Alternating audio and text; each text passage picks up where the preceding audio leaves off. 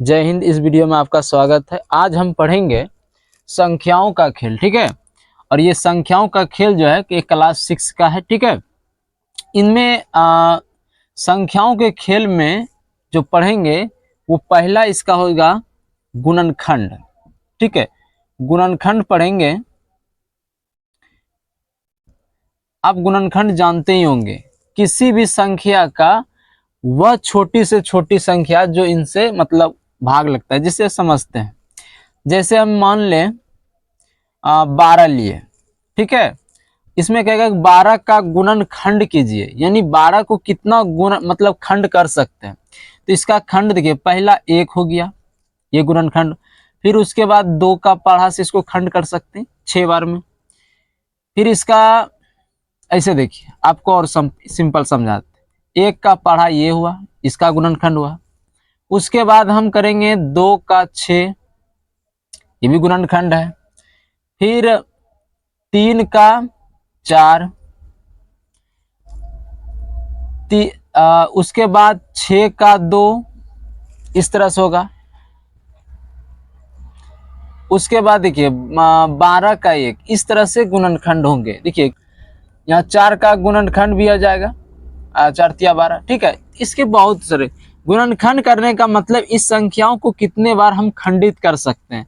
तो पढ़ा इतने 1 से आएगा, फिर 2 से, इस तरह 3, 4 भी आएंगे, 6 भी आएंगे और 12 आएंगे। लास्टली जो संख्या आएंगे वो 12 ही आएंगे, ठीक है। तो इसी को कहते हैं गुणनखंड। किसी भी संख्याओं को खंडित करना ही गुणनखंड कहलाता है। हालांकि गुणनखंड करने के ये जो करते हैं हम, ये वाला अक्षर, इससे भी गुणनखंड होता है, ये अलग चीज है, ठीक है। ये इस तो 6 फिर 2 करेंगे, ठीक है। ये अभाज्य संख्या आ जाएंगे, क्या आएंगे? अभाज्य संख्या, ठीक है।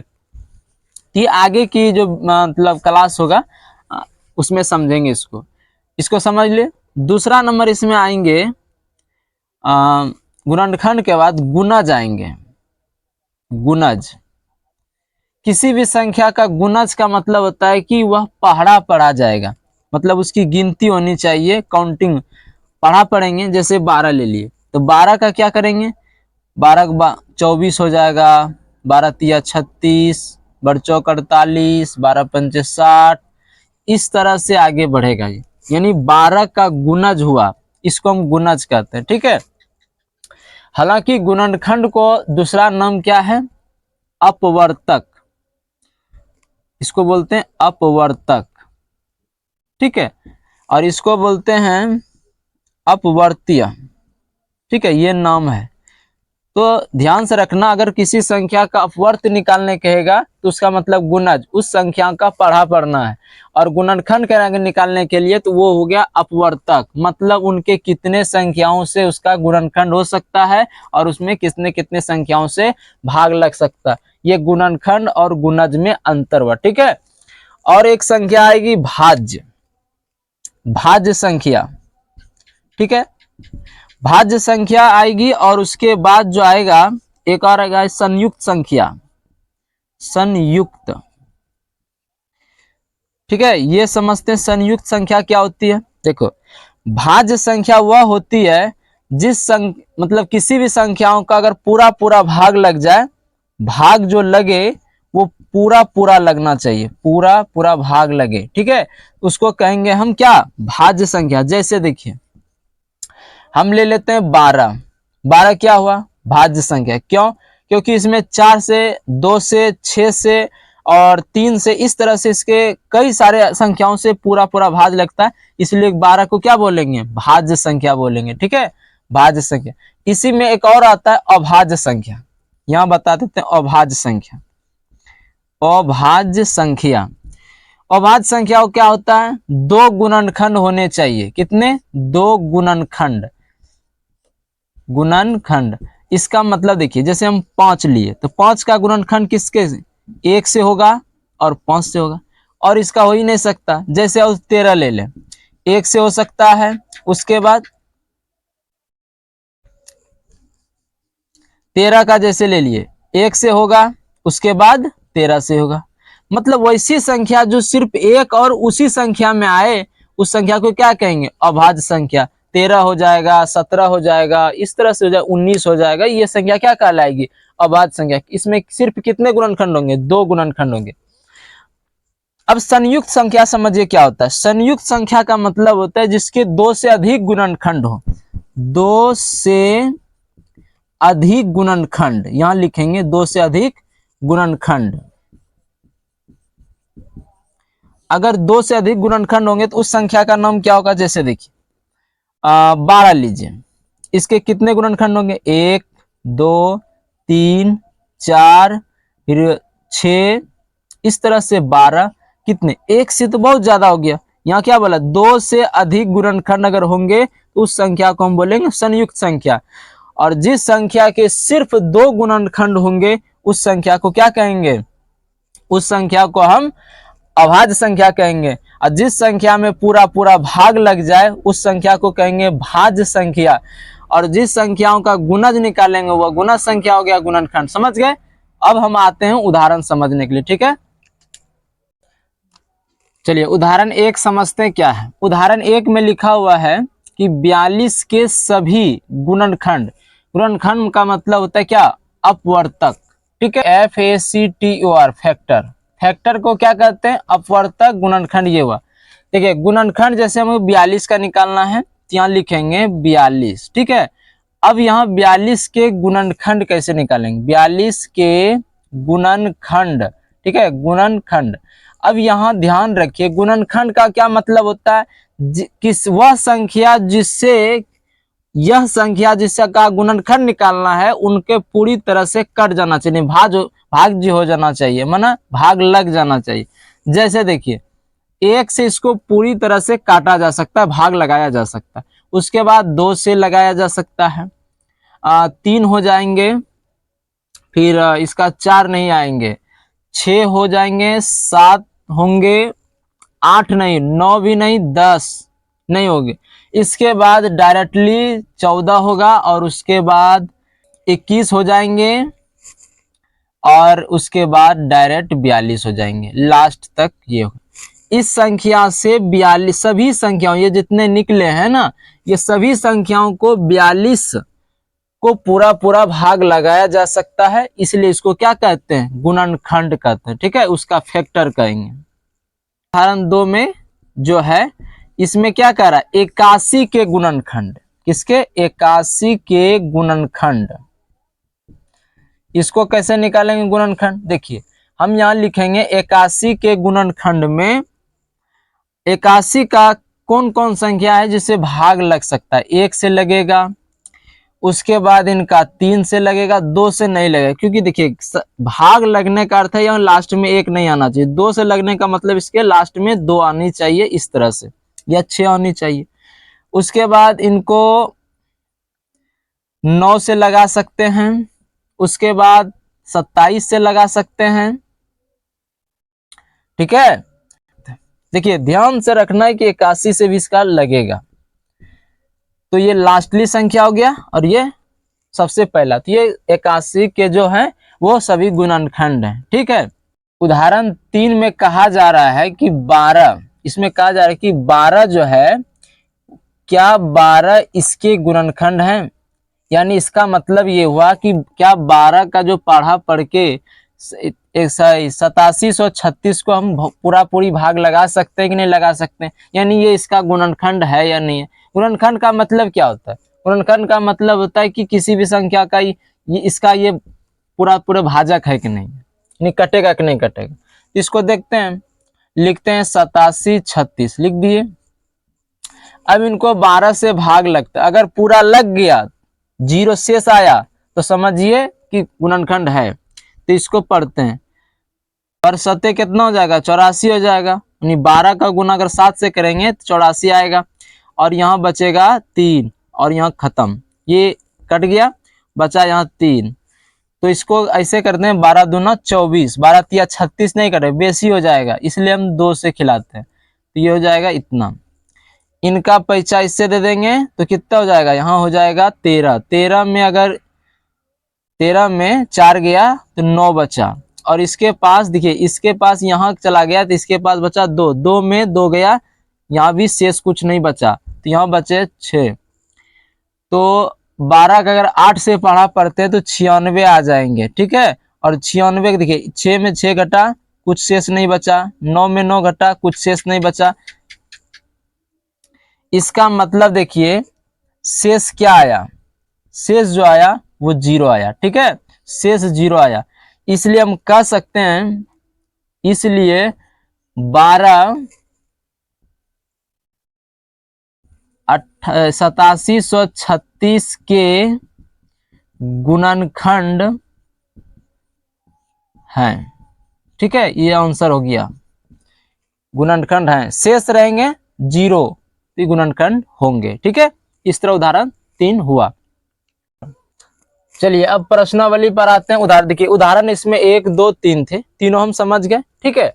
अब हम इसमें प्रश्नावली क्या है, देखिए 3.1 है। 3.1 का पहला नंबर सवाल देखिए क्या है, लिखा हुआ है कि 15 के सभी, मतलब सभी मतलब वही है गया कि इसका सब गुणनखंड निकालना है।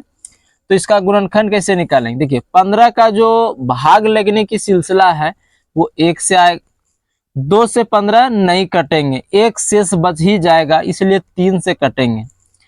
फिर उसके बाद 4 से नहीं 5 से कटेंगे, फिर उसके बाद 15 से कटेंगे, ठीक है। ये इसका आंसर हो गए। और किसी संख्या से इनको पूरा भाग नहीं लगाया जा सकता, सिर्फ इतने इनके सभी गुणनखंड हुए। अब यहाँ जो 2 नंबर का सवाल है, इसमें बताया 64 के सभी गुणनखंड, 64 के सभी गुणनखंड, इनको कैसे भाग लगा, देखिए पहला अक्षर इनका 1 आएंगे, 1 के बाद 2, उसके बाद देखिए इनका जो पड़ा है ना 3 से नहीं कटेंगे, देखिए 3 से नहीं कटेंगे, ठीक है। 3 को अगर इससे भाग लगाएंगे तो नहीं कटेगा, तो आ जाएंगे 4, 4 से फिर कटेंगे, 6 से फिर नहीं कटेंगे, 6 से ये कटेंगे, फिर ये नहीं कटेंगे, 6 से नहीं होगा। इसके बाद 8 से होगा, 8 के बाद इसका 16 से फिर कटेंगे भाग, और उसके बाद 32, और उसके बाद 64, ठीक है ये। अब यहाँ देखिए 1 का दूना 2, 2 दूना 4, 4 दूना 8, 8 दूना 16, 16 दूना 32, ठीक है, इस तरह से हुआ। और ध्यान रखिएगा कि इनके जितने भी योग होंगे ना, योग इसके दुगुने होंगे, यानी 128 होगा। आप इनको जोड़िएगा ना 128 हो जाएगा, ठीक है। चलिए 1 और 2 जो था, 1 और 2 ये दोनों समझ गए। देखिए इनके तीसरा नंबर क्वेश्चन है क्या, देखिए अभी जो 1 और 2 बनाए उसी में से ये सवाल है, उसी जैसा। देखिए प्रत्येक के गुणनखंड, तो इसमें कितने सवाल हैं, 1 2 3 4 5 सवाल हैं, इनके गुणनखंड निकाल देना, ठीक है। तो निकालते हैं। 36 का गुणनखंड पहले 1 से होगा, फिर 2 से, 3 से भी इसको भाग लगाया जा सकता है, 4, फिर 6 में आएंगे 36, उसके बाद 8 में नहीं आएंगे, 6 के बाद 9 में आएंगे, उसके बाद 12, फिर 18 में आएंगे, 18 दूना 36 होता है। इसके बाद इसका डायरेक्टली 36 हो जाएगा, ठीक है। तो इस तरह से इसका आंसर होगा। देखिए कितने, 36 को अगर भाग लगाए गुणनखंड किया जाए, देखिए कितने गुणनखंड आए इसका, ठीक है। अब 45 को चेक करते हैं। 45 को 1 से तो लगाया जा सकता, 1 को सभी संख्याएं से भाग लगाई जा सकती है। 1 ना तो भाज्य है और ना ही अभाज्य, ठीक है, 1 कुछ भी नहीं है। तो अब यहाँ 1 लिखे, इसको 2 से नहीं 3 से कटाइए, 3 हो जाएगा। इसके बाद ये 5 से कटेंगे, उसके बाद 9 से कटेंगे, फिर 15 से, और उसके बाद डायरेक्टली इसका कटेंगे 45 से, ठीक है। ये इसके गुणनखंड हुए। अब देखिए इसका 78 जो है ये किन किन पढ़ाओं से कट सकता है, पहले 1 से कटेंगे, 2 से भी कटेंगे, 3 से भी कटेंगे, और 4 से ये नहीं कटेंगे, ठीक है। 4 से, 6 से कटेंगे, और 6 हो गया, और 13 हो गया, और एकदम फिर 26 होंगे, 26 से ये कटा जा सकता है।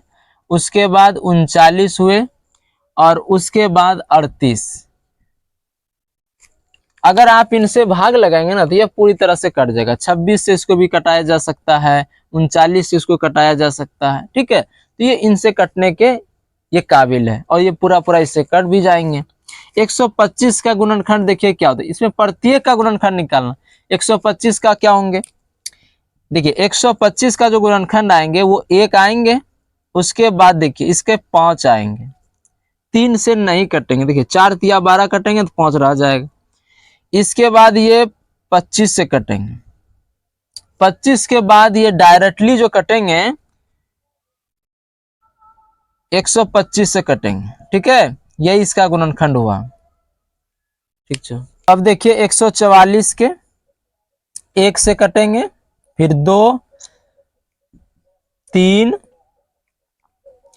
4 से भी कटेंगे, इसको 6 से कटेंगे, उसके बाद 6 के बाद ये 8 से भी कटेंगे,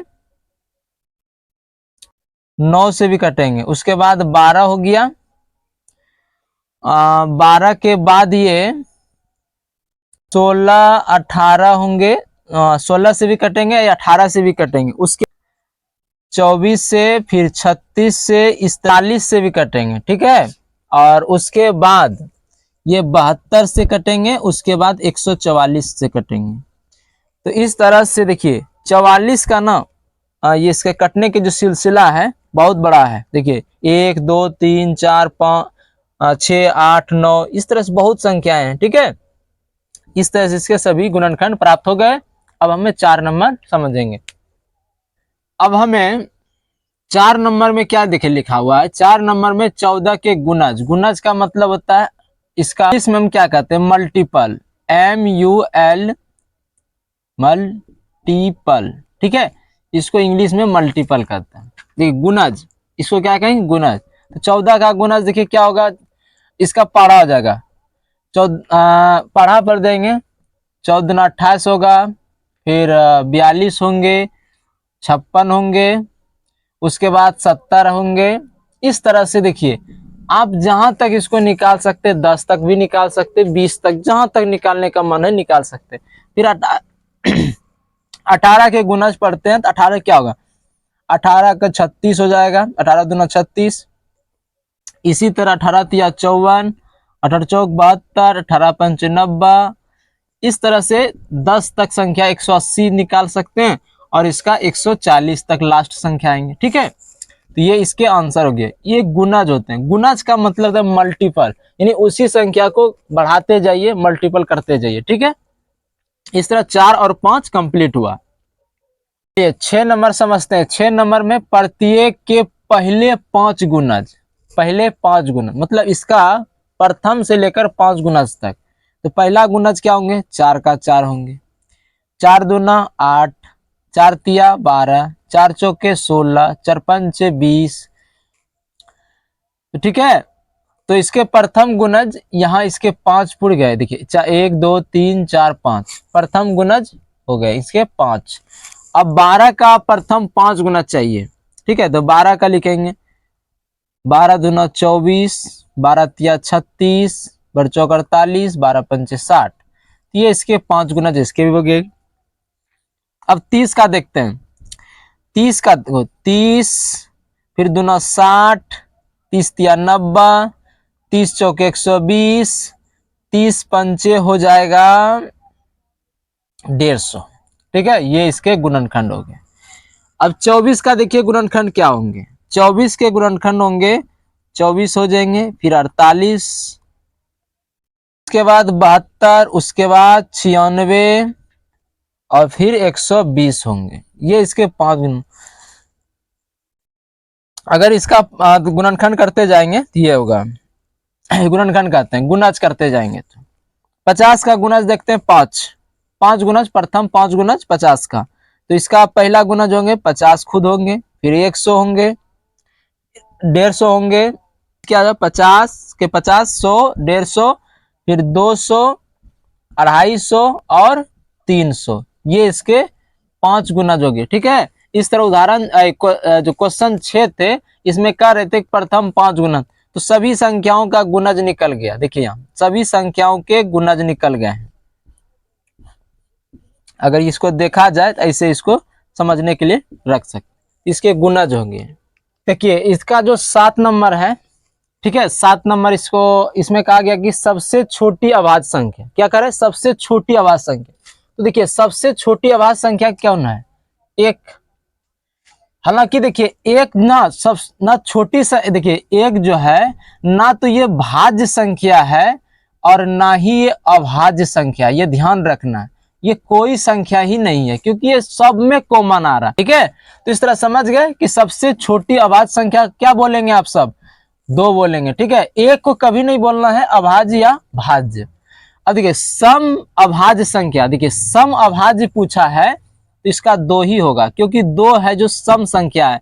अब यहाँ कहता अगर विषम अभाज्य, यहाँ अगर देगा विषम अभाज्य तो किसका क्या आएगा, विषम अभाज्य आ जाएंगे 3, सबसे छोटी में 3, वो किसमें, विषम में आएगा। ठीक है, और यहाँ हमें सम में पूछा गया था।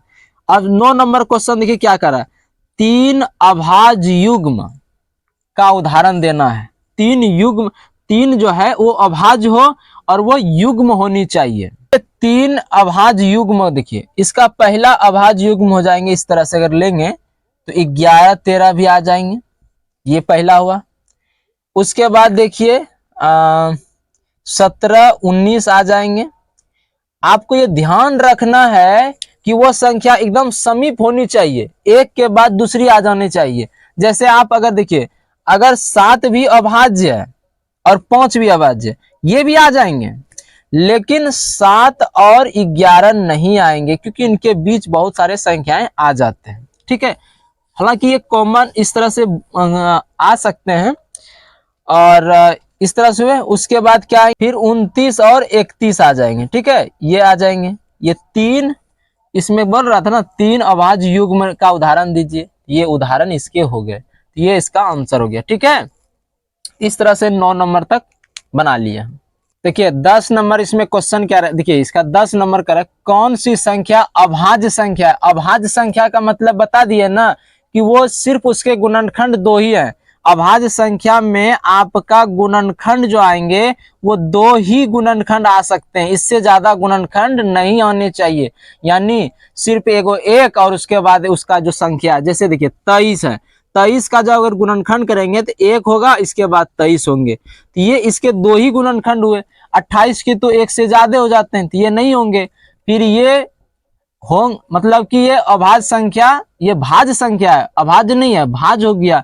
9 भी भाज्य है, इसका भी गुणनखंड 3 आ जाएंगे, ये और 31 आ जाएंगे। 31 का क्यों है, इसका 1 और ये 31 आ जाएंगे। इसका देखिए 1 से भी आ जाएगा, 3 से आ जाएगा, उसके बाद 9। देखिए 1 से ज्यादा हो गया ना, 2 से ज्यादा हो गया, तो 2 से जैसे ज्यादा हो गया तो ये क्या कहलाएंगे, ये भाज्य संख्या कहलाएंगे, अभाज्य संख्या नहीं कहलाएंगे।